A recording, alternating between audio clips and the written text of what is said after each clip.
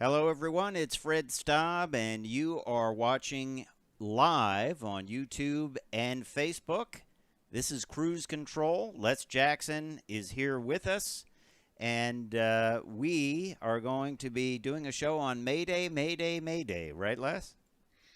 Um, well, I prefer not to think of those three words from due to my past. Being a pilot, yes. Mhm. But it is also, believe it or not, Garden Naked Day. So Well, I feel better. People were yelling at me yesterday.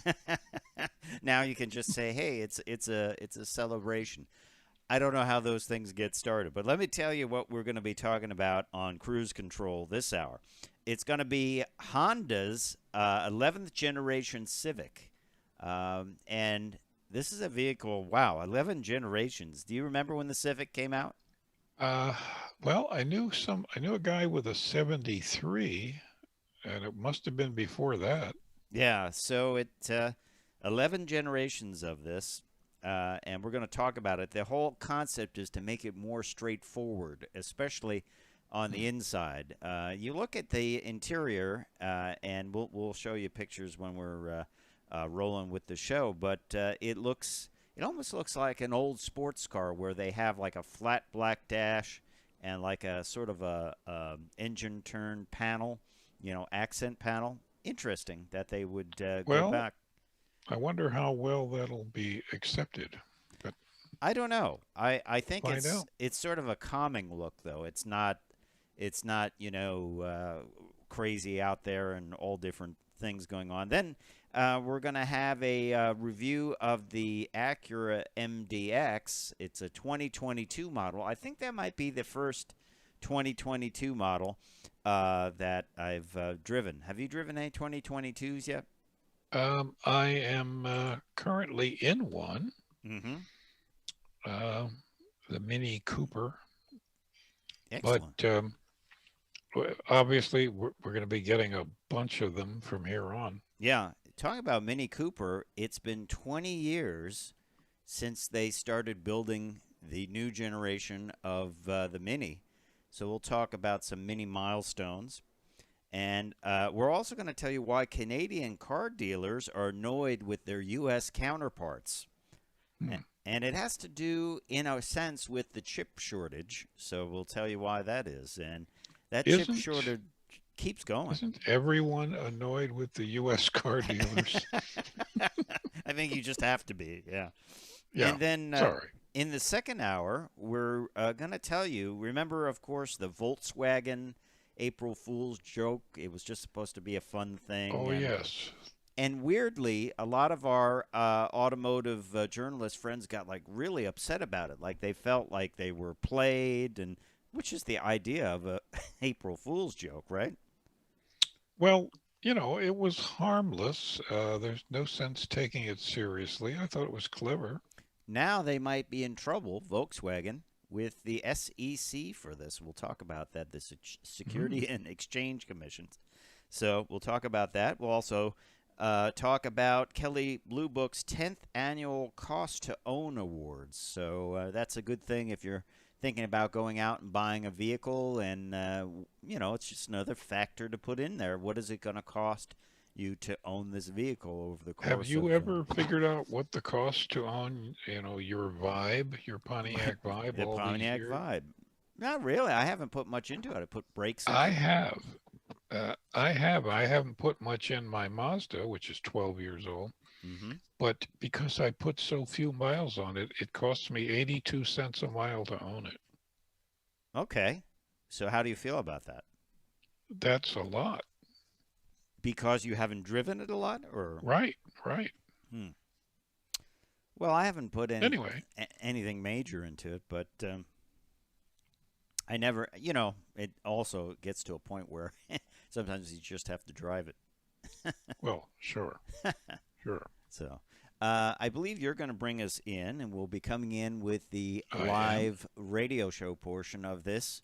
And of course, we always say to our friends and viewers and subscribers on YouTube and Facebook Live, if you have a suggestion for the show, maybe a topic you like us to cover, a guest you like us to get on the show, or maybe even a vehicle you like us to review, just drop us a comment in the comment section. And also, if you're over on Facebook, like us while you're there. Right, Les?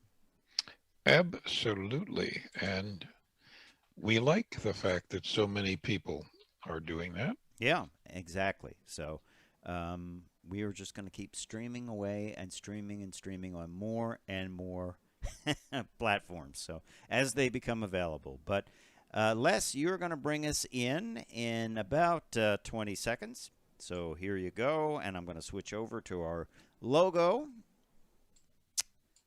And we are going to be going live now in about 10 seconds. In 5.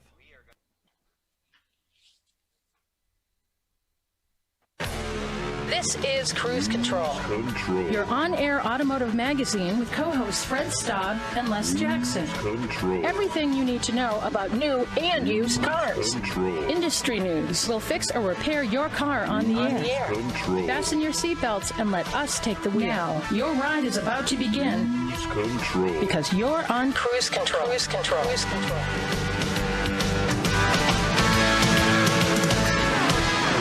That's right. Hang on, everybody. We are rolling. Welcome to Cruise Control, your on-air automotive magazine. I'm Les Jackson. The other guy about to speak is Fred Staub. And as we do every single week, we have a lot of stuff to talk about in the auto industry. Yeah, we sure do, Les. And we're going to start off with some great stories. One of them is Honda unwrapping its 11th generation Civic with a more straightforward design inside and out. Straightforward. Now, there's a word. Yeah. We'll see. Anyway, AMG GLC 63S SUV. Okay, well, that's the story. We ran out of time. Anyway, it's coming alive with V8 power. That's a Mercedes, by the way. Yeah. And when's the last time we heard of a new V8 powered vehicle? Not any time lately, have we? Pretty rare. Yeah. All right, well, we're going to talk about that, and we're also going to talk tech, virtual design. It's a key to Cadillac's future, new models, getting them out faster and faster and faster. I think we're going to see a lot of new models come out a lot quicker than in the past because the drivetrain will be the same. And really, all their engineering is the body and the interior. So what do you think? I think we're going to see more and more come out faster and faster. I agree.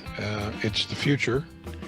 And up in Canada, the politest people in the world, their Canadian car dealers are actually annoyed with U.S. car dealers. And we'll explain why. Yeah, absolutely. And all that, and we're going to have an at-the-wheel review of the all-new 2022 Acura Mdx. It's the 4th generation of their flagship crossover. When we get rolling on this edition of Cruise Control Radio, it is a 2022 Model S, and it is one of the first 2022 models I've driven. Time marches on, doesn't it? It does. It always does. But the fact is, if you think about it, what I like about these days is that we're not losing any brands. No, we haven't lost any brands in a while. There was that dark period where we did. Boy, there's like a 4-year period when we lost a bunch. Yeah, Pontiac being a big one. I always like Pontiacs, and we lost that, and of course Oldsmobile and more. Plymouth. Yep, Plymouth. Yeah, exactly. Saab. Yeah, exactly. Well, all that's coming up on Cruise Control, so stay tuned, and don't forget to like us on Facebook and follow us on Twitter. You can do that by going over to cruisecontrolradio.com, and all the links are there. I'm Fred Staub. He is none other than Les Jackson. We will be right back on Cruise Control, your on-air automotive magazine.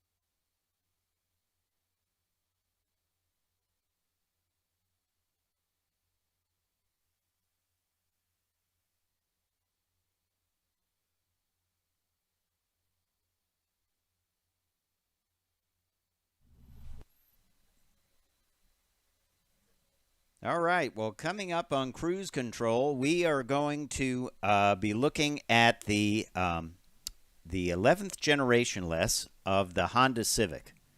And that is, well, pretty interesting that vehicle's been around that long, isn't it? It's, over 50 years old or so. And their marketing people are calling this a modern expression of classic Civic values. Civic values. That's interesting. Civic values. Okay. No, and I think that means reliable. Yeah, reliable. Basic. Basic. I agree. Yeah. So it's come a long way, baby. But there's still a lot of them out there. I wonder how many are actually out there from the early days. The early ones had rust problems, didn't they? They did. Yeah. Yeah. Well, I'm going to bring us in about a little over 30 seconds. So we're glad you are with us on Cruise Control. Don't forget, if you are have a question about the show or something you'd like to see on the show or a guest, all you have to do is put a comment either on Facebook or YouTube, and we will get that going, right, Les? Absolutely. Mm-hmm. And we like those comments and questions. Here we come. Here we go. Mm-hmm. Cruise Control. And welcome back to Cruise Control, your on-air automotive magazine. Mayday, Mayday, Mayday, Les Jackson, May 1st. And we are here with you on your on-air automotive magazine. Our first story this hour involves the 11th generation of the Honda Civic, completely redesigned, simple and clean interior design, Les Jackson. That's what they're talking about. And when you look at the interior, when you look at the dashboard, it is sort of a straight across design. It has a kind of a trim piece, almost like an engine turned trim piece. It almost reminds me of sports cars of the past. You know, very clean. It does. Very linear, and it's something that Honda wanted to do. Now, they've also done what you would think they would do with a new vehicle. They've have an all new powertrain or improved powertrain, upgraded chassis, high rigidity body to improve dynamics and NVH, noise, vibration, and harshness. And it's great that they brought out another generation of the Civic and didn't just turn it into a crossover, right? Well, it is. And, you know, they sell a whole bunch of Civics, always have. I don't know how many millions they've sold in the last nearly 50 years. The interior of this, maybe I'm looking at this the wrong way, but the dash almost looks sort of Porsche-ish. Yeah, I think I got that. I think I got that take on it too. On the outside, they've gone pretty conservative. It is a very conservative-looking car. Almost looks like a smaller version of the Accord, which makes sense because you want that familiarity, that family familiarity of this. It is going to have a lot of the goodies that people want now. Standard 7-inch color touchscreen with Apple CarPlay, Android Auto. Available HD 9-inch color touchscreen with wireless Apple CarPlay and Android Auto. I don't know if you've used wireless and Android Auto and CarPlay, Les, but it is certainly pretty great. You really just don't have to think about it, and if you forget your cable, it doesn't matter. If you are going to use wireless, Android Auto or Apple CarPlay, you definitely want to have wireless charging, and that is available in the touring model of the Civic, the brand new Civic. They've updated the suspension and steering tuning. And let's talk a little bit about what's available as far as the engines go. There's two engines. There is one that is a turbo, a 1.5 liter turbo. That is the most powerful one. 180 horsepower, 177 pound-feet of torque. That's available in the EX and the Touring models. And then you have the naturally aspirated 2-liter, which puts out 138 pound-feet of torque and 158 horsepower. The mileage is great on these vehicles. It's up a couple of miles to the gallon all around. The EX is the mileage champion, EX model, with city being 33, highway 42, combined 36. But all of them are at or very close to 40 miles to the gallon on the highway. Pretty impressive, right? Pretty impressive. By the way, the first Civic was a model year 75, and it had a 1.2 liter engine that was 53 horsepower. Wow.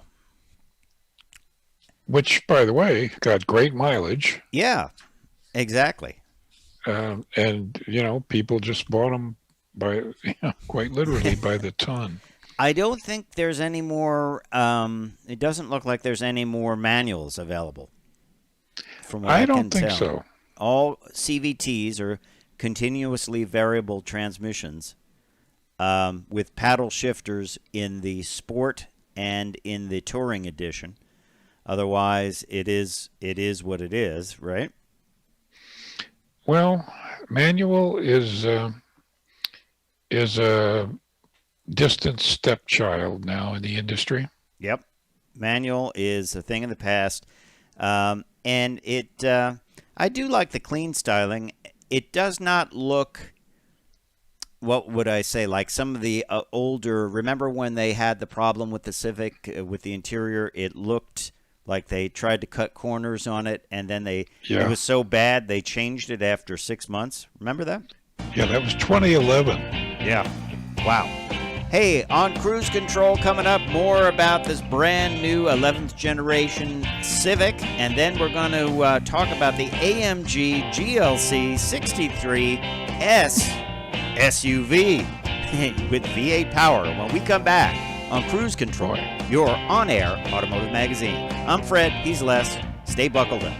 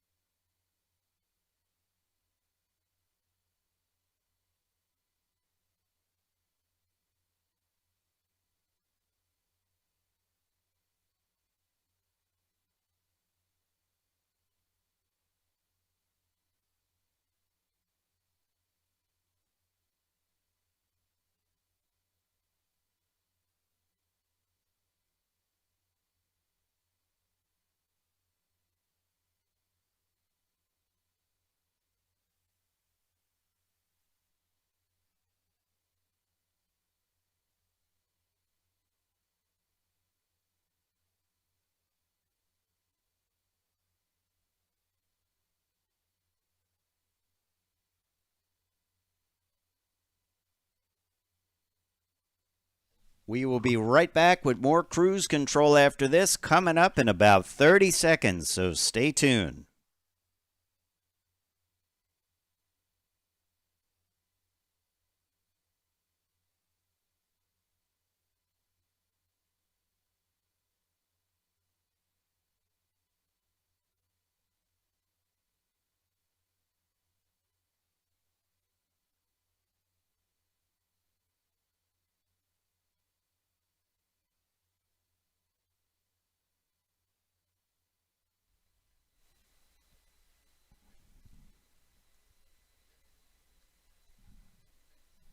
Cruise Control.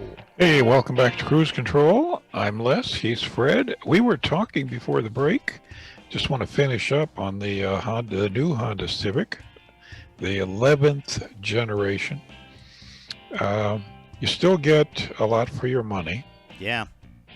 It's not a high-end luxury car, but you're not sacrificing anything. Plus, they're adding a traffic jam assist and low-speed braking controls available on the new one. So, pretty hard to go wrong. You know this is going to get a great safety rating. I mean, it hasn't been rated yet. It is way too new, but you know it's going to get a great safety rating, don't you? Sure. Yeah. So well engineered, and we don't know when it's coming out or coming to dealers yet, but we'll keep you up to date. And I have to say I'm a fan of that interior design. I just had the MDX, which we're going to review in a little bit, which is brand new for Acura, and I thought the interior was too busy, too many levels and shapes and things like that. So I think I understand where Honda is coming from, but that's going to make its way across their lineup. But let's move on to yet another vehicle, Les, and the AMG GLC 63S SUV. That's a gotta lot. Shorten that. Yeah. We just got to shorten it. It is been released this week from Mercedes. What makes this unique is it has V8 bi-turbo power, a 0 to 60 time of just 3.6 seconds, and it is a midsize, high-performance SUV. It is the highest available performance level in the GLC crossover, which is one of their best-selling models. And it is a handcrafted 4-liter, 8-cylinder bi-turbo engine, 503 horsepower, 560 pound-feet of torque, which is pretty stout, isn't it? Well, yes. It recorded the fastest lap time on the Nürburgring, which, of course, tells me that it won't ride real smooth. But I'm sure they had special wheels and tires on it. Yeah. They've got to shorten the name. I mean, it's awkward. I just see a sketch where someone comes in to buy that, and the dealer says, "Oh, you want the AMG GLC 63S SUV?" And he's like, "Yes, the AMG GLC 63S SUV." Okay. That's right. You can get the 43 model, which has a AMG enhanced 3-liter V6 bi-turbo. That has a not too shabby 385 horsepower. Or you can get just the AMG GLC 63 SUV. Notice I left out the S. That has a handcrafted 4-liter V8 bi-turbo that puts out 469 horsepower. But the S SUV has the tuned 503 horsepower with the AMG Speed Shift 9-speed, which is pretty much standard across the board. There's a TCT speed shift in the V6 version. But this is a lot of power. I think it's probably one of the last V8-powered AMG vehicles. Wouldn't you think so? I think it is, yeah. I was looking for the prices. A lot. The price would be a lot. Yeah. Now, if you're thinking about buying one of these, bear in mind that the difference between the lowest price one, which is the 3-liter V6, and the highest price, the V8 bi-turbo, the difference 0 to 60 is only 1 second. Important when you're heading to the grocery store, don't you think? Well, I'll bet the difference in price is probably 30 grand. It's kind of like racing, you know. If you want a 9-second car versus a 10-second car, you're going to pay a lot more for the 9-second car, right? Double the money. Yeah, double the money. You want to go fast, you're going to pay for it. Now, we know that probably in the future they are still going to be, when they go switch over to electric vehicles completely, Mercedes, there are still going to be AMG vehicles. Do you think the engineers will sign the motors and hand wind the motors like they do the engines right now? I think they'll stamp them. They'll stamp. They won't be there carefully winding with a hand crank the windings on the motor? Bruno, click. Yeah. Well, we'll have to see. You know, I still say, and this is not the case with these AMGs, but it's a point that I will talk about later with the MDX. I think people are going to eventually find out that electric cars drive quicker than internal combustion cars. And one of the things that I encounter on a lot of new cars is the fact that there's so many speeds in a transmission, it seems like it almost slows the transmission down because it has to go through these gears so quickly and decide which one to be in. And I think since you don't have any of that in an electric car, it's like an on-off switch. There's no way they can make a transmission accelerate as hard as an electric motor, right? No, so you can't. So, I mean, the only other way I could think of to keep internal combustions performing like that is if they started out on an electric motor for the initial hit and then switched up to the engine, you know, which I don't know. I think they'll just skip that step and just go right to all electric. But we'll talk more about that. I'm sure we'll be talking a lot about that on Cruise Control. I have a solution. What's the solution? Go back to 3 speeds on the column. It's as fast as you can pull that lever. Yeah, and there push you go. The pedal and push the pedal. I think, you know, I would like to jump ahead in time to 100 years. I think people won't understand why certain people opted for a manual transmission. I agree. And they won't know how to work it. Almost like when we look at a Model T and there was all those different settings and extra pedals. It's one of the things I always wanted to do to learn how to drive a Model T. The controls were not standardized the way we have now with an accelerator, a brake, and a clutch pedal. Well, I drove one once, and between the spark advance and the pushing the middle pedal in to go forward and then letting it out to go backwards, it was pretty confusing, and yet obviously people got used to it. Yeah, to the tune of 15 million of them. It sounds confusing. It sounds like it could be a potential accident involved. Well, but remember, there was no standard pedal control back then. Yeah. So each manufacturer had a different pedal control, which made it excellent if you borrowed someone's car. Hey, when we come back, we're going to do some talking tech time. Virtual design, it is the key to Cadillac's future new models. We're going to tell you about that and how that means more models will be coming out more often. Right now, it's typically about a 5-year development time for a new model from start to finish. I think we're going to see that go down to a year and a half, something like that. Maybe less, who knows, right? I think you're right. Yeah, so we'll talk about that, and we'll also talk about why Canadian car dealers are annoyed with their U.S. counterparts. It has to do with the chip shortage and the shortage of cars. We'll tell you about that, and I'll have an at the wheel review of the all-new 2022 Acura Mdx, which is the 4th generation of their flagship big SUV.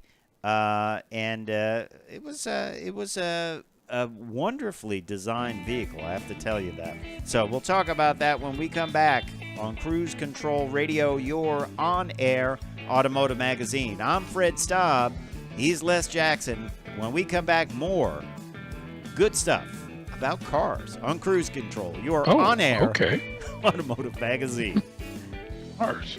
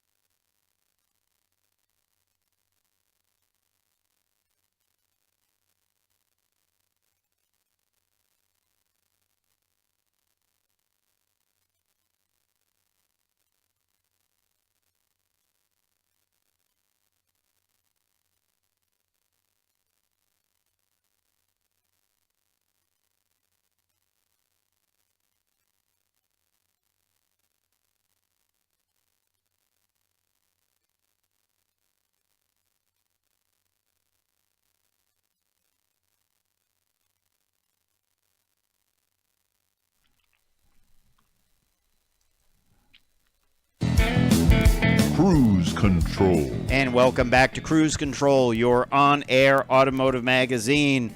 Les Jackson is all about virtual design, aren't you, Les? Well, look, I mean, if I am Mr. Style. You were virtually designed. That's what I like to think about. That's true. Yeah, well, we're talking tech this session of Cruise Control Radio, and it's about how Cadillac has basically used technology, virtual development, what they call an augmentedly virtual development, a VDDV process, to bring out their lyric.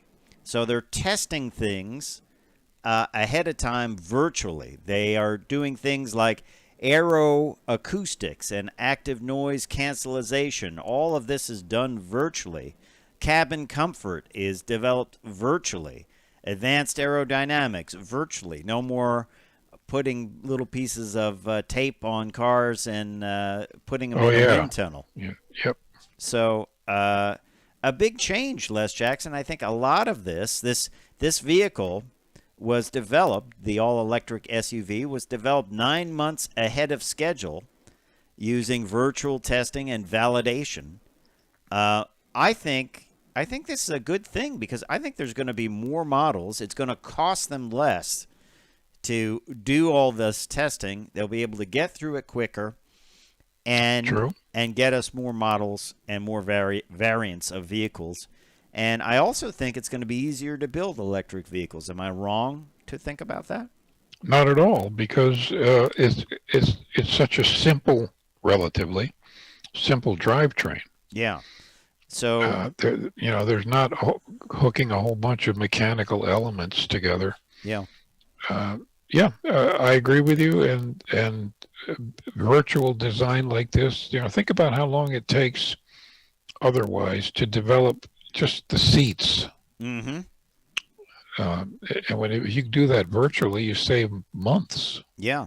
Yeah. Well, as we were saying a little bit earlier, it typically takes 5 years to develop a car from Yeah. start to finish, and sometimes that even means using an existing drivetrain. So if we can cut that down, way down, it's gonna it's gonna, let's face it, they're gonna make more profits because it will cost less to do it. True. And it's just going to cut the time down. So that means they can better react. If, let's say, people say, you know what, I don't want crossovers anymore, I want a sedan. It won't be like, oh, well, you know what, we set up crossovers and we have to stick with that because we have a 5-year plan of that. They'll be able to quickly adjust. I agree. This clearly, everybody is going to be doing it this way because it's quick, it's cost effective. You can make changes when you have to. Yeah. After the model's out. Or let's say a safety regulation changes, or let's say, oh, you know what? We will allow cameras as side view mirrors as opposed to side view mirrors. You can immediately punch some numbers and know, well, what's that going to do to our aerodynamic coefficient? What's that going to do to sound levels in the vehicle when it's at highway speeds, et cetera, crash testing, all that and more. Do you think there'll come a time when they don't even physically crash test cars? They're already virtually crash testing about 25%. It's a lot. It's certainly a lot less wasteful, isn't it? And oh, yeah. It could also mean that the end of the pre-production cars, where they typically run 200 or 300 cars through a process right, to make sure everything works, I can see in coming years when people are more confident for virtual design and virtual testing that they could start running cars and maybe just do a run of 25 cars off the assembly line. So it's big savings. It's a huge savings. Before virtual crash testing, General Motors, for instance, same is true of Ford, Volkswagen, they were crash testing 400 cars a year. Yeah, that's a lot of waste, a lot of stuff that you have to recycle. But here's a great story. We have to mention this. 20 years ago, Mini started production of the new Mini. It was April 26, 2001, the start of Mini production at the Oxford plant in the UK. Isn't that neat? Right. It is neat. Interestingly, I happened to be in a Mini this week. Oh, that's good. And I remember about 2 years before that, Mini came to the various major city automotive press associations with a prototype, and had a lunch showing this prototype, saying, what do you think? Do you think this will sell? They were actually getting kind of final approval. Wow. Well, the first generation was very cool. I think it was closer, if it can be, to what the Mini was originally. And right, what's interesting is the new ones are going to get smaller and be more similar to the Mini, and eventually go all electric in, I believe, the early 2030s. There will be an all-electric brand. Perfect brand to go all electric, isn't it? Absolutely. You know what impresses me is they build 1,000 Minis a day. Yeah, that think about that. 1,000 Minis a day. That's wonderful. And in 2019, the Mini Oxford plant built its 10 millionth Mini and was awarded the best told story from the official tourism agency for England, which is kind of cool, I guess, to have that. And of course, last week we told you about their Oxford edition, which I think is a really good deal. I hope they put one of those in the press fleet, because, you know, typically you have a John Cooper's Works version this week, right? I do. Yeah. Which is, boy, is it fully equipped. I won't tell you the price because you won't believe it. But we'll definitely have that on a future. Several weeks, right? Yeah, but the Oxford edition we told you about last week, you can get that if you get it with a manual. You can get it for under $20,000, and even with the DCT clutchless transmission, that is more closer to an automatic. I think that adds $1,500 onto it. But it's a well-equipped vehicle and a cool-looking vehicle. I almost like it because it's a little more Spartan, but it still has things like heated seats and all that. So exciting. I always have a smile on my face when I drive a Mini, and there's going to be a lot more of them around. We both drove the early prototype of the electric Mini, and which had the heaviest. Nearly went through the windshield. Yeah, with the regenerated brakes, and then I drove the new electric Mini. I think you did too, which is obviously much improved. Right. I drove this was a while back, the new electric Mini and the Golf electric, and I preferred the Golf. Yeah. Just in driving characteristics. Both are great. Yeah.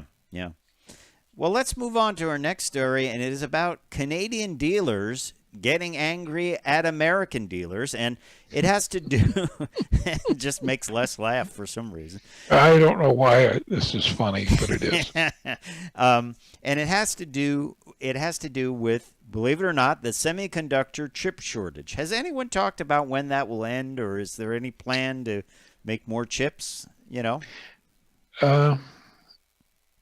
Well, no, and sort of. Okay. So turns out, of course, there is now a big demand for new vehicles as the COVID pandemic winds down, hopefully, at least in the U.S. Obviously, unfortunately, in other parts of the world, it's raging. But there's a big demand for vehicles. And as we told you last week on Cruise Control, even used vehicles are in demand. Carvana is selling 2.2 cars every couple of minutes, which is crazy. Imagine that. Imagine doing the paperwork for that, Les. I can't keep up. I can't keep up. Yeah, it's like an I Love Lucy show. Yeah, it's like the chocolate factory episode. So they are dealers. U.S. dealers are going up to Canada and buying used vehicles. Of course, the Canadian dollar is worth about 80.57 cents to the dollar right now. So they're buying these vehicles for a lower price and bringing them down to the U.S. And what's happened is there's not a lot of vehicles available for sale in Canada. Hence, that means they're a bit upset with the used dealers, and they're hitting all the big ones, the F-150, the Chevy Silverado, the Nissan Rogue, and the Toyota Camry. So there you have it. Hey, when we come back, at the wheel time, the Acura Mdx, the 2022 edition of the 4th generation flagship model for the brand. I'll have an at the wheel review when we come back on Cruise Control.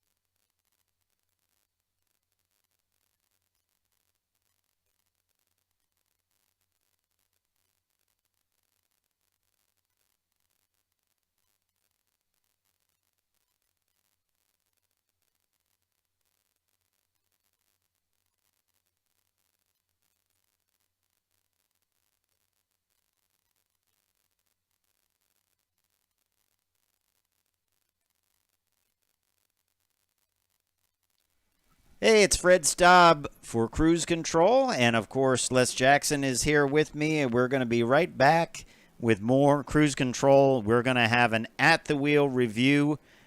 This time it is going to be the Mdx from Acura, so we'll tell you all about that. And there's a picture of the actual vehicle I had a chance to drive. We're going to tell you about that. Don't forget, like us on Facebook, follow us on Twitter, and if you have an idea for a segment, something you'd like us to talk about, or a vehicle you would like us to review, let us know right there in the comments. We'll be right back, so stay tuned.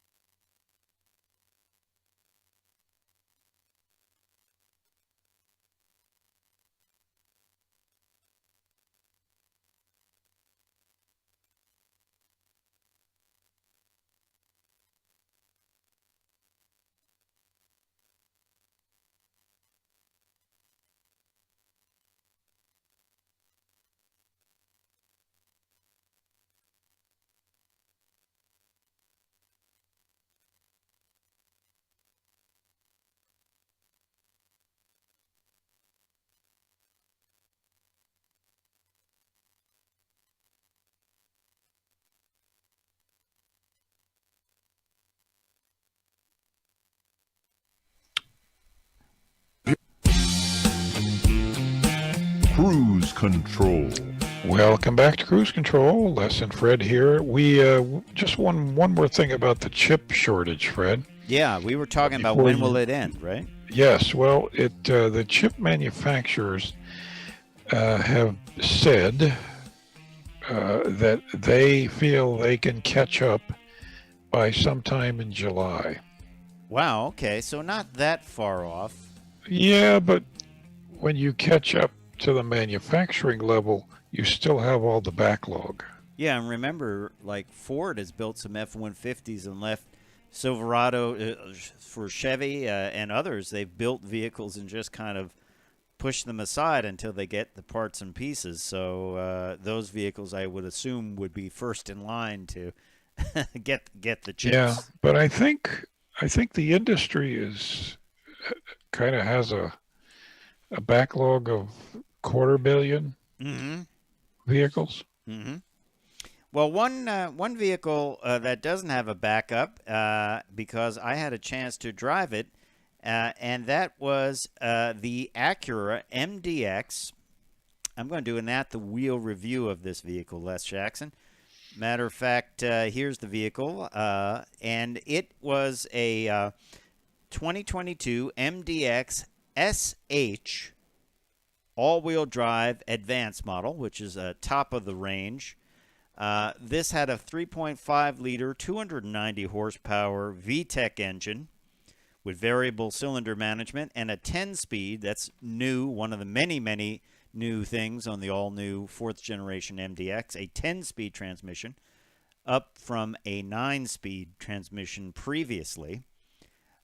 Just walking around the outside, very clean design. Up front, there's the huge shield grille with a huge Acura logo on it. It must be 5-6 inches around. On the inside, really high-end materials.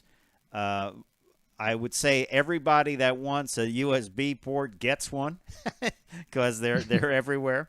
And then on the outside, they've increased what they call the dashboard to axle, basically the space from the front of the dashboard to the front axle. They've increased that by 4 inches, and this gives this new MDX more of a rear cabin look, which I like. It looks like the vehicle's got a longer hood. I believe the hood's a couple inches longer, and it looks great. What I liked about the outside is the very visible creases and style lines in the hood and in the back of the vehicle. I especially like the back of the vehicle. It almost looked like it came to a DA in the back, or a point.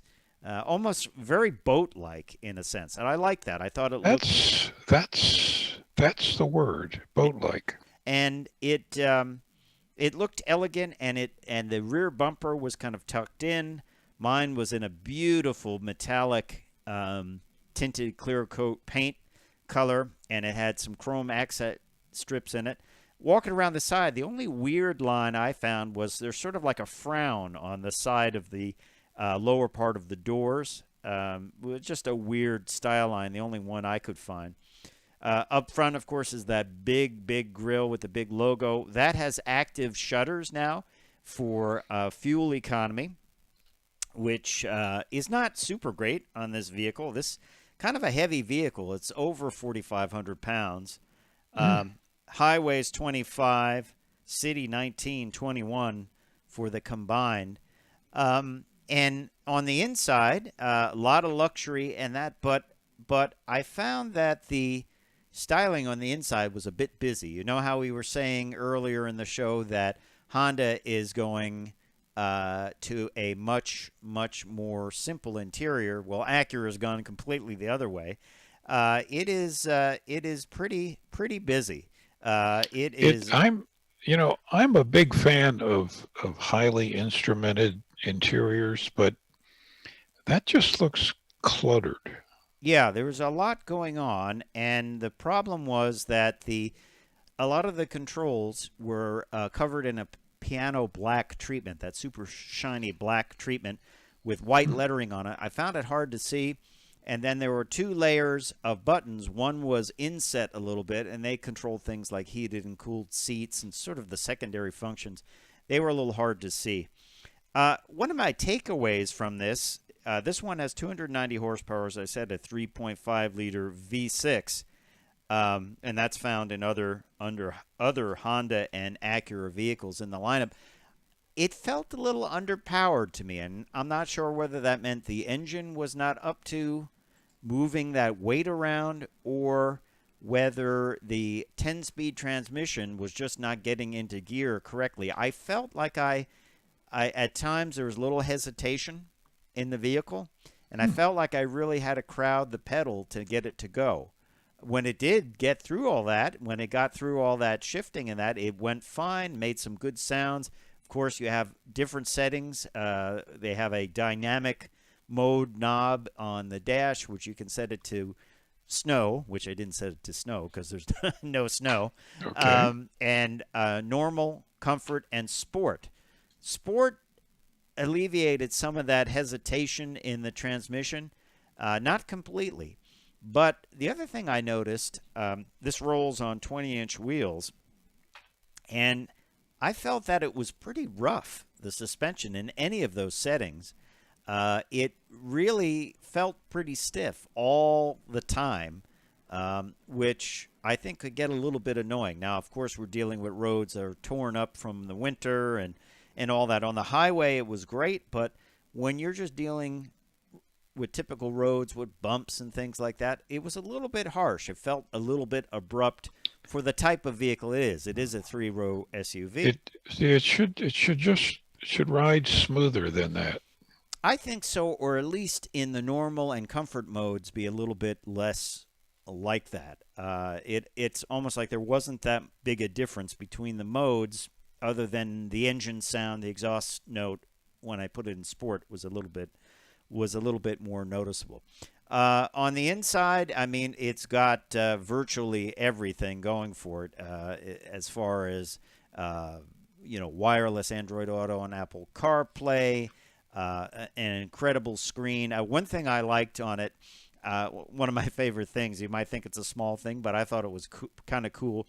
As you drive, there's a little projected vehicle, your vehicle, and if you can see the turn signals on the back, it's a back view. The turn signal flashes on and off. If you have the headlights on, instead of just a headlight indicator, it shows headlights, like an overhead view of headlights on. Oh.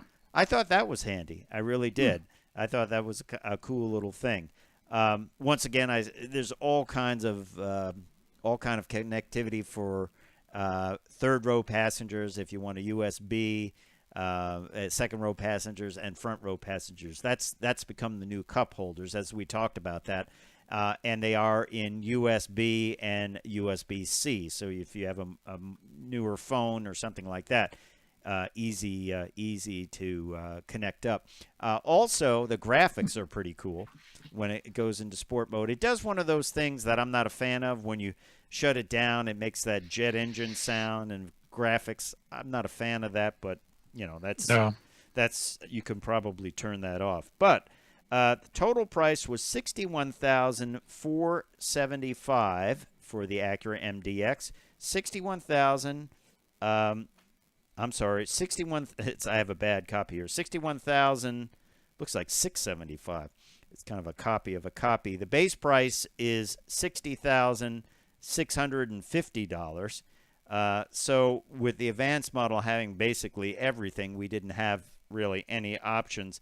But if you're looking for a 3-row vehicle that has some great exterior design, I think it's one to choose. Just think about the driving characteristics, though. I felt it might be a little bit annoying. They are going to have a sport version with 335 horsepower.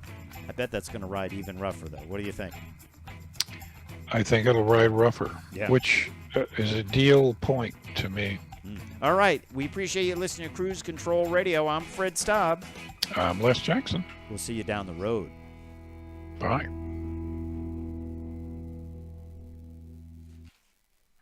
Yeah, I meant to get the PDF.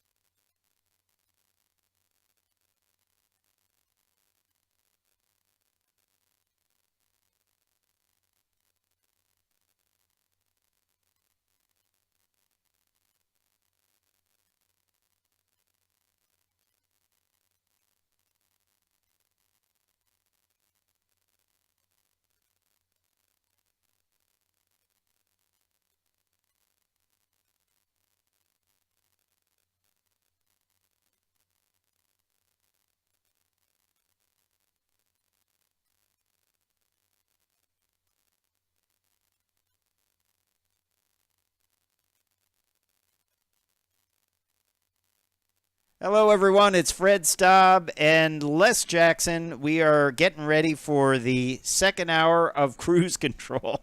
And we've got a lot coming up here, Les. Volkswagen in trouble again. Of course, they had Dieselgate, right? Yeah. Well, it's a big company. But this one is kind of weird. This one is about Volkswagen. That was back in April. Remember they said, well, we're going to change our name to Volkswagen because it's all electric. And a lot of people bought it. And then when they came out that hey, we're just joking, many of our journalist friends were very upset. They were very upset. I'd be like, it's just a joke, whatever, But now there's a problem with the SEC Commission, the Securities and Exchange Commission, and they're saying Volkswagen may have violated some rules by saying this and manipulated their stock price. So we'll talk about that. Also, Ford is going to price out the Raptor.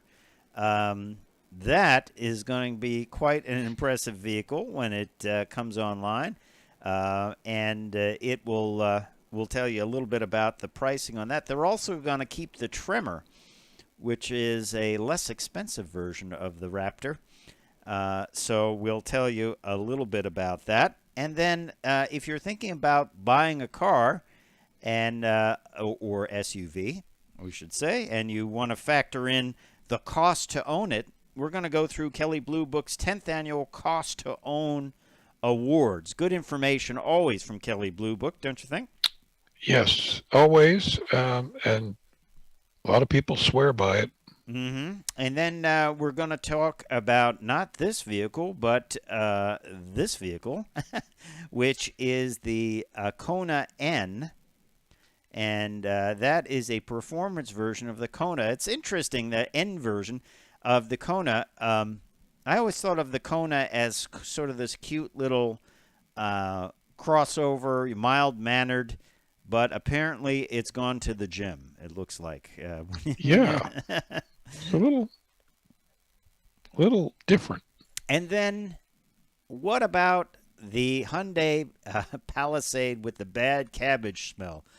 I'm going to have a Palisade in a couple of weeks. I wonder if it will have the bad cabbage smell. You know, just let it sit out in the sun and close the windows on a really hot day. You need some spray corned beef smell. Now, thank God the lawyers are involved. There'll be a class action suit. How's that? Oh, goody. Lawyers. Yes, and then we're going to talk a little bit about talking tech. The F-150 puts itself on the scales. It will have the ability to know how much it's towing and how much it has in the bed. How's that, weight-wise? That's terrific. Yeah. Is there anything that vehicle can't do? It can open cans as well. And what do you got for a review? I am reviewing the Mazda 3 hatchback turbo all-wheel drive premium. It's quite a machine. and quite a long title, apparently. That's the entire review right there. That's it. You just say the name, and that's it. Yeah. Yeah. Well, you are listening to Cruise Control with Fred and Les. We're going to go live in about a minute 30 or so on the radio portion of our show. If you're not familiar, some of you just are used to just streaming us, which is great. And we stream on Facebook Live and YouTube Live. If you have a suggestion for the show, a guest you'd like us to bring on, a topic you'd like us to cover, a car you'd like us to review, just put it down in the comments. And while you're over at Facebook, throw us a like, too. That would be great. A lot of people throwing us likes. Absolutely. And I believe I believe I'm going to bring us in this hour. You're going to bring us in this hour, and I'm going to pay attention. Okay. Yes, when April Fool's jokes go off the rails. That's silly. I wasn't bothered by it. I thought, oh yeah, it's just a thing. You know, it's just a thing. That's all. It ain't no big thing, brother, as the Hawaiian song goes. All right, I'm bringing us in.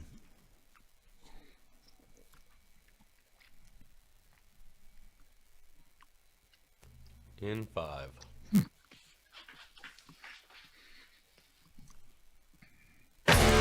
This is Cruise Control. Your on-air automotive magazine with co-hosts Fred Staub and Les Jackson. Everything you need to know about new and used cars.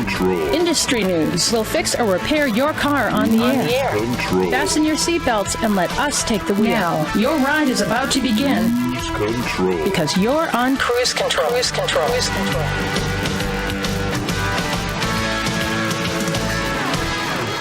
and welcome to Cruise Control, your on-air automotive magazine. Hello, everyone. I'm Fred Staub, and you are about to hear from none other than Les Jackson.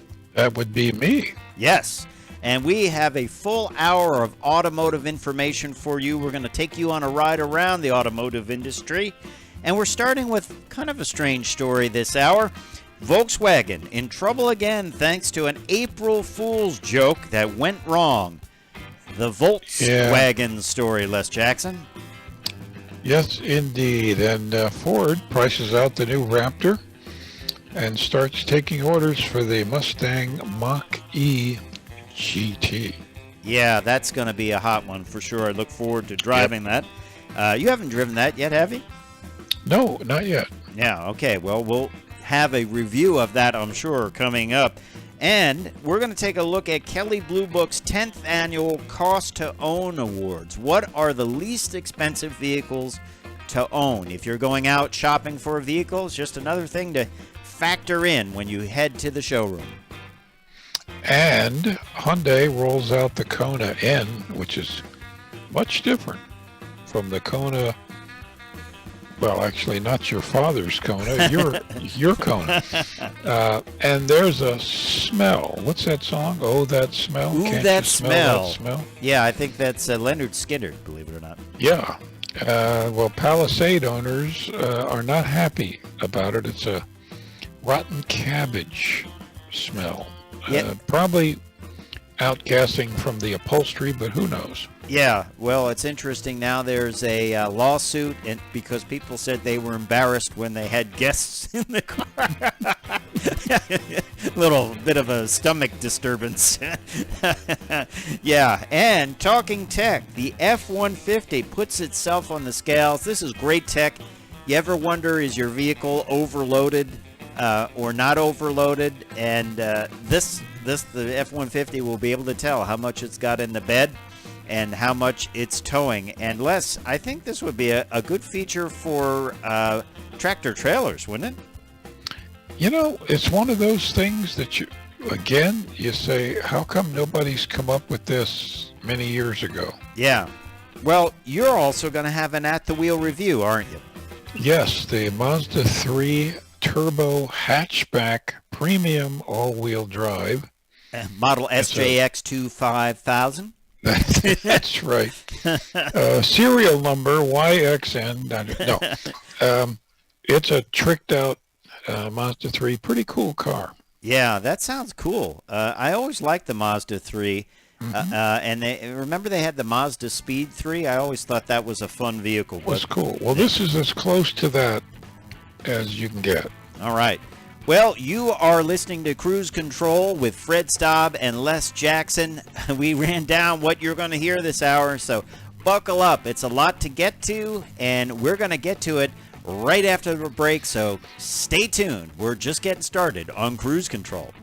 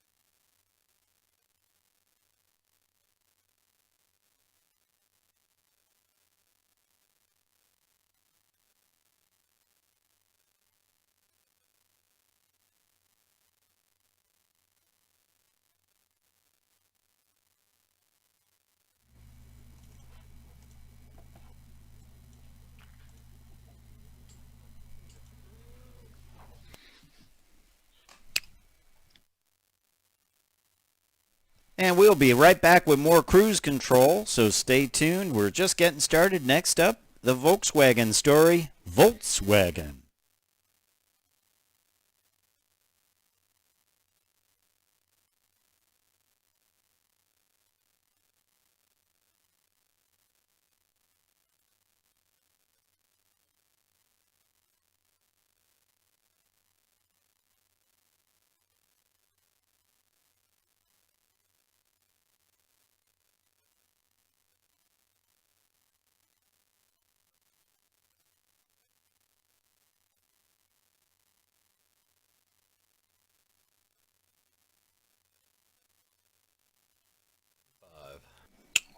Comma, comma, comma.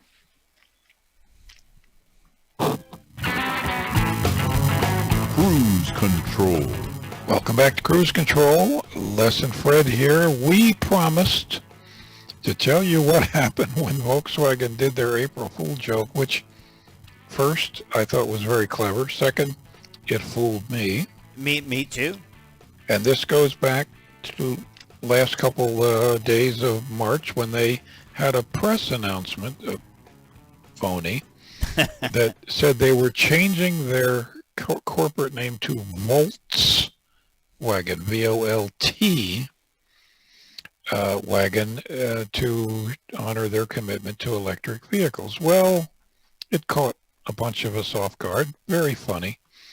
It was believable, though. I mean, GM is Well, changing yeah. their name and logos, and it certainly. I mean, I'll admit, I bought it. I thought, my immediate response was, I don't think you have to change every name to become an electric vehicle because General Motors Right. is motors. You know, motors. It works for electric. But here in Washington, it also got believed by the people at the SEC, the Securities and Exchange Commission. They took it seriously, which I think is silly, but they have to. That's, you know, they're required to investigate anything that somehow affects an instant change in stock prices, which it did. It really did. People would what? Did they buy stocks or did they sell it? There was enough of a sellout that it set off Alarm bells, as they would alarm. say. Yeah. And now clearly they didn't intend that, No. and the whole thing's going to blow over. But it has to be looked into. Yes, this investigation, according to a report by the German publication Spiegel, Der Spiegel. investigations at the SEC are at an early stage, but began almost immediately after the event. Now, why wouldn't somebody like Volkswagen, who has, I'm sure, many lawyers on staff, why wouldn't they think about a potential fallout from this? Like I wouldn't think about it because I'd be like, it's just a joke, lighten up. But apparently not so much. One of two reasons. Either they didn't feel that anyone would believe it, or the marketing people never passed it through legal. Ooh, that's a big problem. That's a big problem. It happens. Yeah, but if they didn't do that, then somebody is, the rear portion of themselves is on the line, I would say. Yeah. This whole thing will blow over. There won't be any fines. Anybody that sold stock believing it, well, you're stupid. Now, let's just look at this on face value. Would someone sell stock because of that? They'd say, well, oh, that's a terrible name, so they're never going to sell vehicles again, so I better unload my stock. People are funny. Okay. My initial response was, at first, when I believed it, I thought there's no need to do that. It's kind of funny, and I thought of how, remember when they called the Golf the Rabbit, and then remember when they, at one New York auto show, they just went back to the Rabbit name for, like, they just stuck a sticker on it that said rabbit. Remember that? Well, that was the same show when Mini had a huge crate that said the new Mini, and it was monstrous, and a whole bunch of journalists thought, oh my gosh, they're building an SUV. And then there was a Mini inside of it. Yeah, there was just a regular Mini inside it. Those were the days. I don't know, Les, if those days at the auto shows will ever come back with crazy I don't think so. Stunts and stuff like that. I don't think that will come back. I really don't. They don't need to spend that money on it. And obviously, if you do some kind of stunt, it can really backfire on you as Volkswagen. My favorite and your favorite being the mud that was dropped down on the Jeep. Yes. That the CEO and marketing VPs didn't realize it was going to be as much as it was, and they got plastered With mud in their business. Boy, suit. that was funny. And they had to give a presentation after that covered in mud. They didn't did. They did. I enjoyed it. There's no time to say, I have to go change into another suit. Yeah. It's like, and you're on. Yeah, and you're covered Because in they gave us in the front rows slickers to put on. I remember that. Well, Yeah. hey, when we come back, we're going to tell you about some leaked pricing on the F-150. And it is the F-150 Raptor, which is the premium F-150 if you care to go off-roading. So we'll talk about that. And we'll take a look at that Kelley Blue Book 10th Annual Cost to Own Awards. What are the vehicles that cost you less to own? So stay tuned to Cruise Control.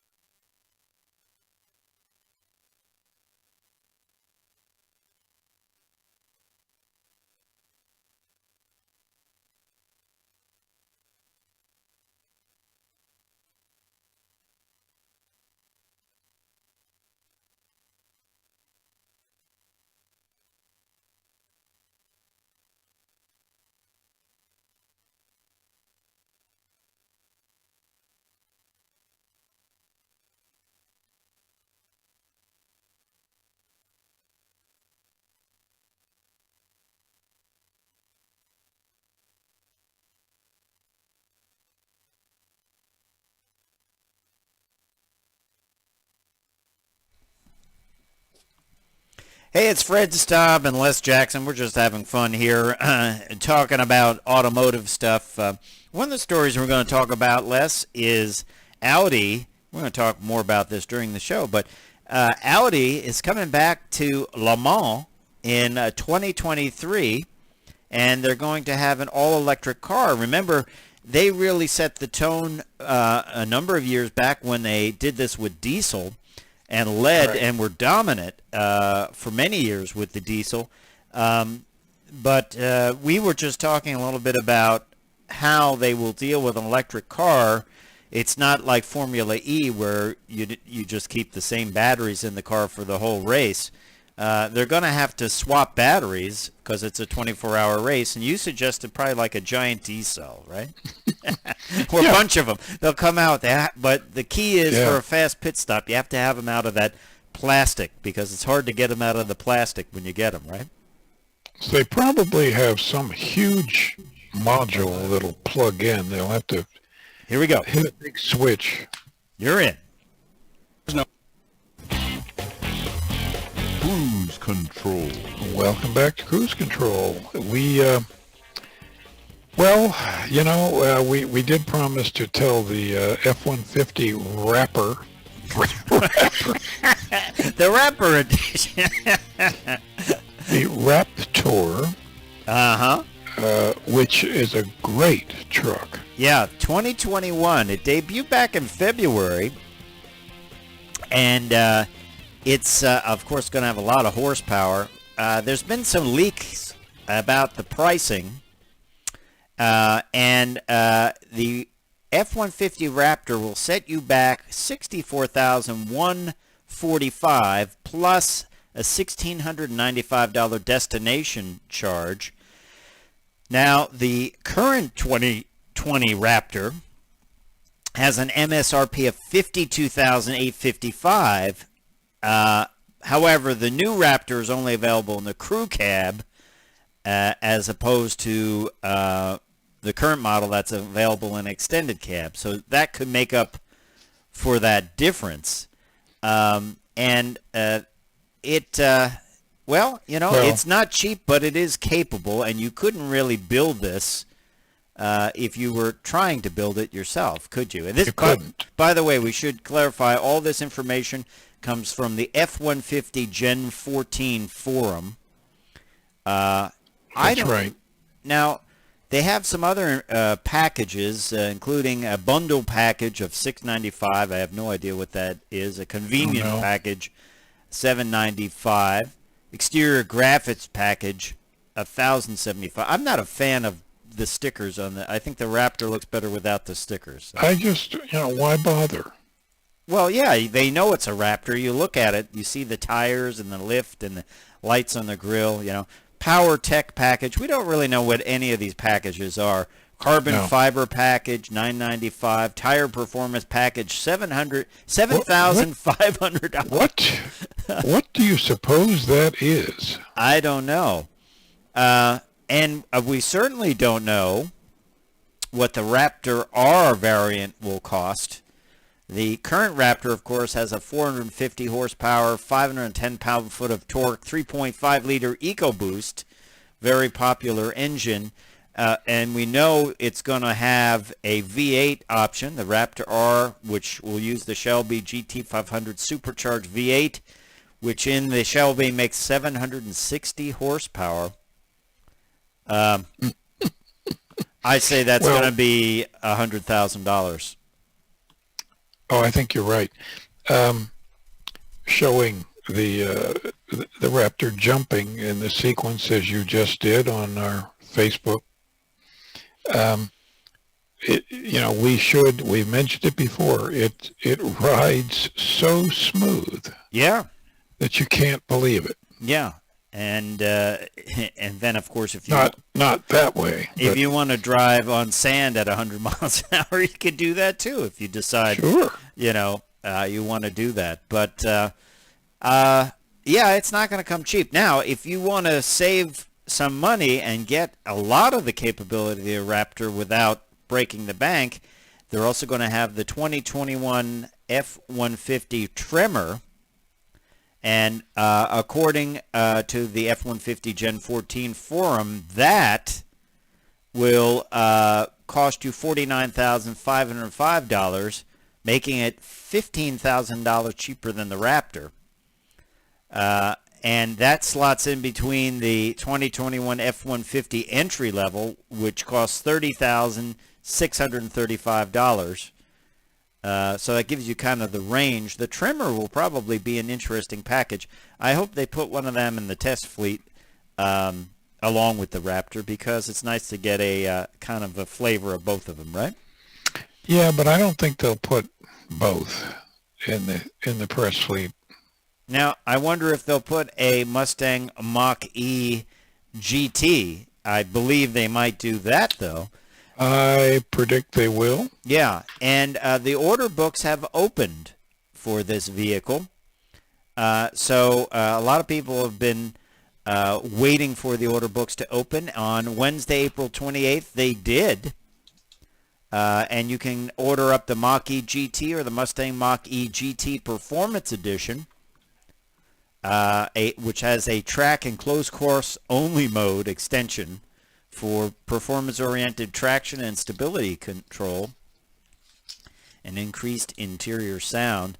The Mach-E GT features electric all-wheel drive and permanent magnetic dual motors, and 480 peak horsepower and 600 pound-feet of torque, 0 to 60, 3.8 seconds, with a 250-mile range. Not if you keep doing blasts down the quarter mile with that, though, I would say. Well, that's right. That's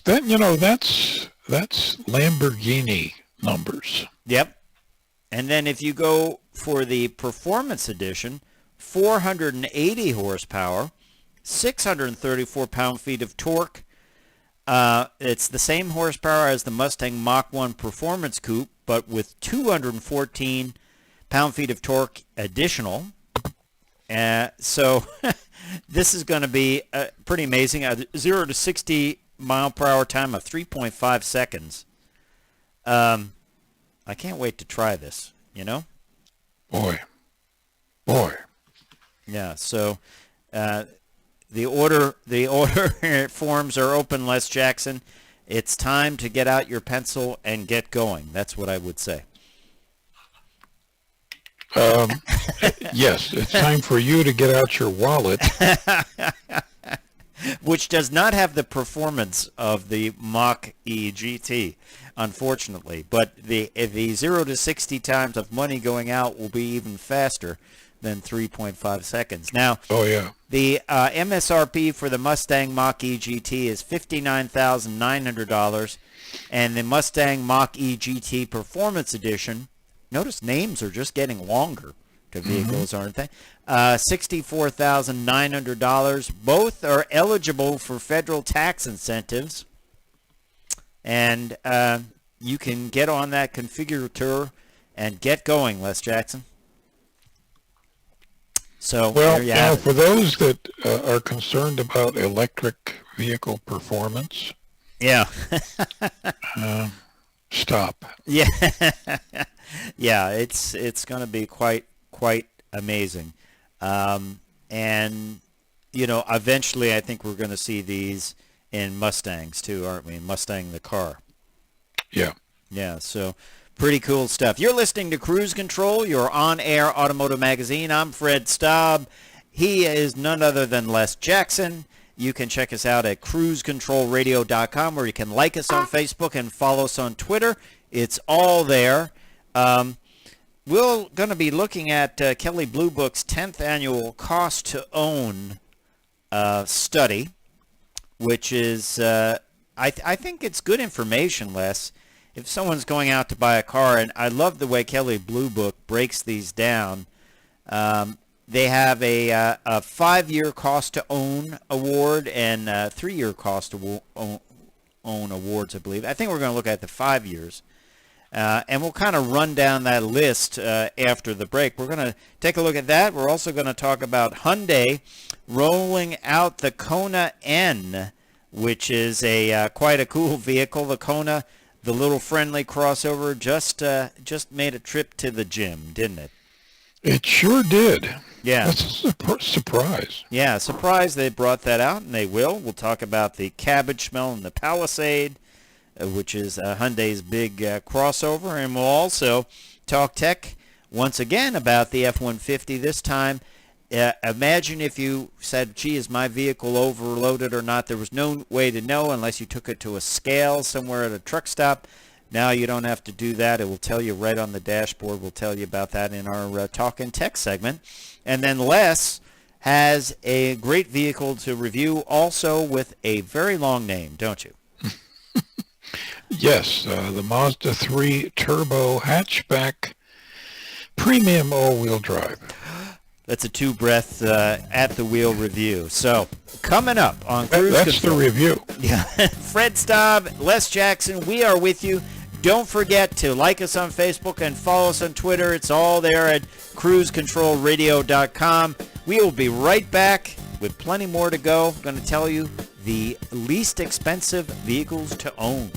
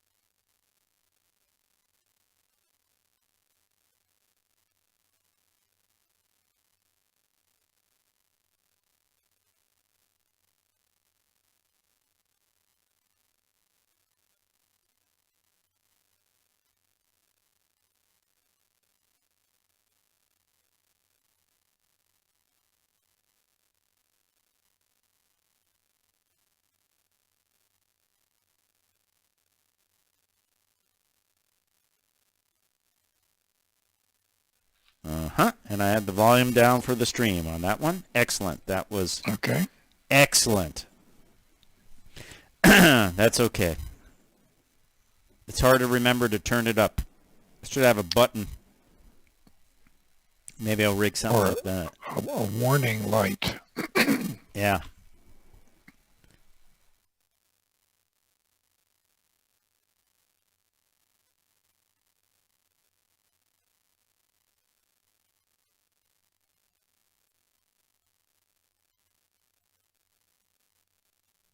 Hello, streamers. We will be right back with more cruise control in just a few minutes. Coming up, Les is going to be reviewing the Mazda 3 Turbo Premium all-wheel drive. So another At the Wheel review for you. We're glad you're along for the ride. Stay with us. We will be right back.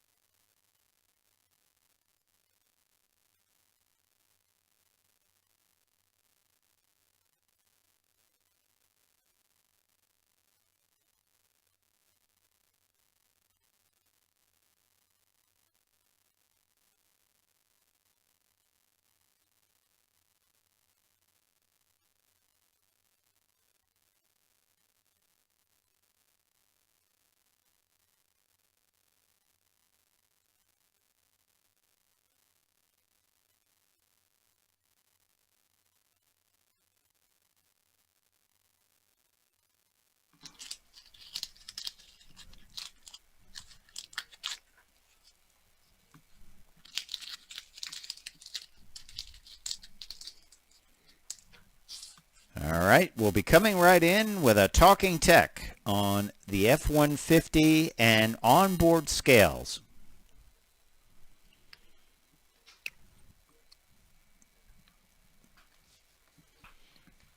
In 5.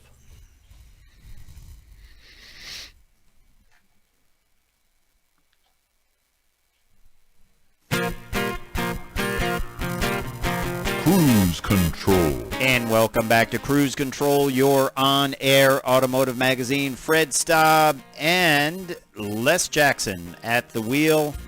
He's going to have an at the wheel in just a minute about a cool turbocharged Mazda. We wanted to talk tech, though, Les. And this summer, the F-150 gets yet another cool setup in the vehicle. Onboard scales, which estimate cargo weight in real time and indicate capacity in 3 different ways. And it will have the class exclusive smart hitch measuring tongue weight to help customers properly hitch up and reduce the possibility of trailer sway when towing. I agree with you. Why have other manufacturers not done this yet? Yeah, I mean, it just seems like something you would have wanted to do, 40 years ago. Yeah. And it seems like something they should have on tractor trailers. I mean, you would know right away if you were overloaded or not, right? Well, maybe they do. No, I don't know. But just another thing coming to the smart taillights operate like a battery charge indicator on a mobile phone, displaying the percentage of payload capacity by illuminating LEDs arranged in a built-in vertical bar. As the truck is loaded, all 4 lights illuminate, showing it's fully loaded. If the truck is overloaded, the top lights blink. And the maximum payload based on the vehicle's configuration is programmed into the system. This sounds like something that was built into the trucks and they just never used, right? Yeah, but I'm sure that's not the case. It's a lot like the meatball on a aircraft carrier. Yeah, it's the vertical and horizontal lights. That's cool. Yeah, just another cool feature from the folks at Ford, and it will be available also, the information on the Ford Pass app or in graphics within the, as we mentioned, within the truck's smart tail lamps. Pretty cool function. And let's face it, people overload trucks all the time because they just don't know. They do. They just don't know. They don't know what stuff weighs. And now I think this will make it safer, and very, very cool system. And that is our Talking Tech segment for this week on Cruise Control. Now we switch over to Les Jackson, and you have an At the Wheel review, don't you? I do. It's the Mazda 3. That's a little sports sedan, 2.5 turbo premium plus package, all-wheel drive. Thank you very much. That's the review. Now, if anybody's ever driven a Mazda 3, you know that they're fun. Very sporty. It's not real small, but it's not large by any stretch. It's a compact size little sedan. Very sporty looking, very nice stance with the wheels. And this particular one is what they call polymetal gray metallic. I like that name.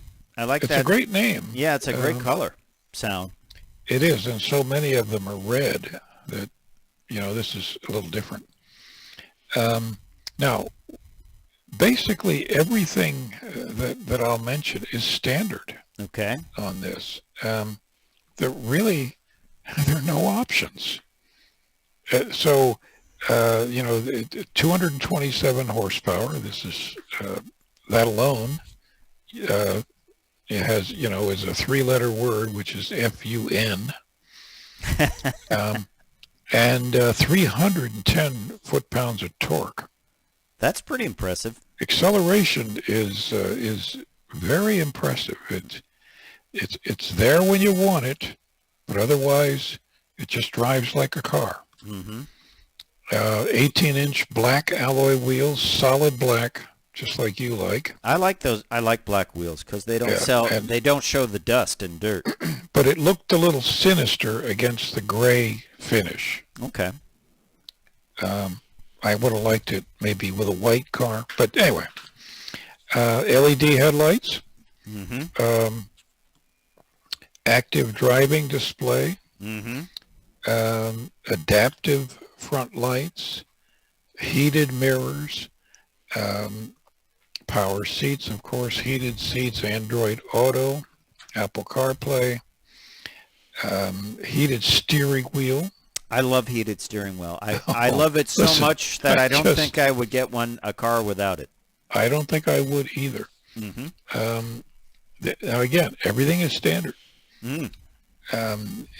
Warranty, of course, Mazda's warranty is a superb warranty, and frankly, with the Mazda 3, with those drivetrains, nothing breaks anyway.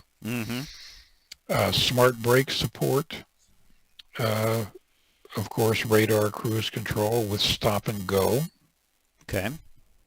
Electric steering. We never talk about electric steering, but most new vehicles are being built with it. It's really just a great way to go. Why not? They really Why have improved that it. pump? They really improved it, the feel of it, for sure. That's right. G vectoring control, and to be honest, I never figured out what that was. Is that like to avoid torque steer, maybe? I suppose that's part of it, sure. I haven't encountered torque steer in a vehicle in a long time. Me neither. So. Me neither. An 8-inch color display, of course, a big, nice 12-speaker Bose sound system,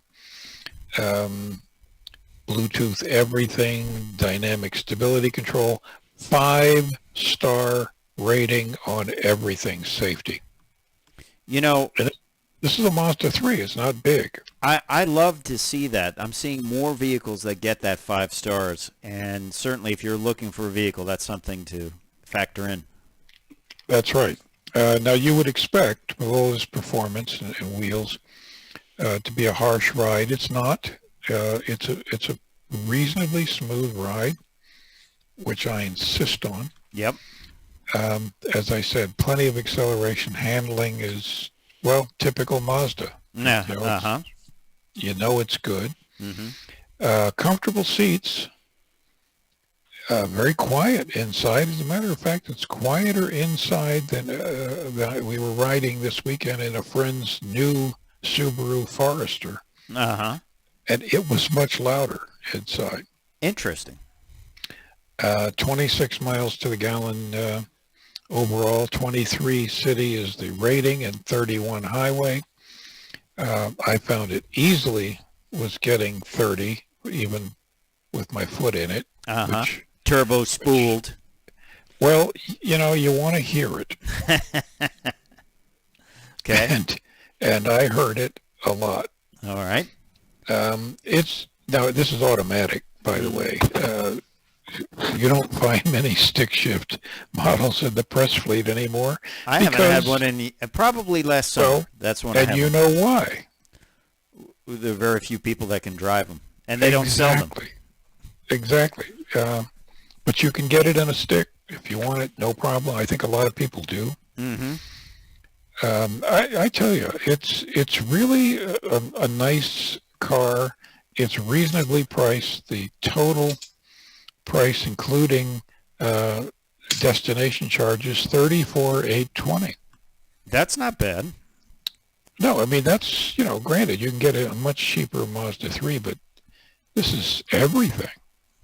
Yeah, top of the range, and that is probably as close as you can come to today a Mazda Speed, which was one of our favorite cars, right? Yeah, that's exactly right. So it's tough to go wrong with these. Everyone I've ever met that owns one loves it, mm-hmm. And has bought another one. Yeah, cool review. Good car. Yeah. Well, we appreciate you listening to Cruise Control Radio. Don't forget to check us out at cruisecontrolradio.com, where you can like us on Facebook and follow us on Twitter. Time for me to say I'm Fred Staub. I'm Les Jackson. We're going to see you down the road. Bye.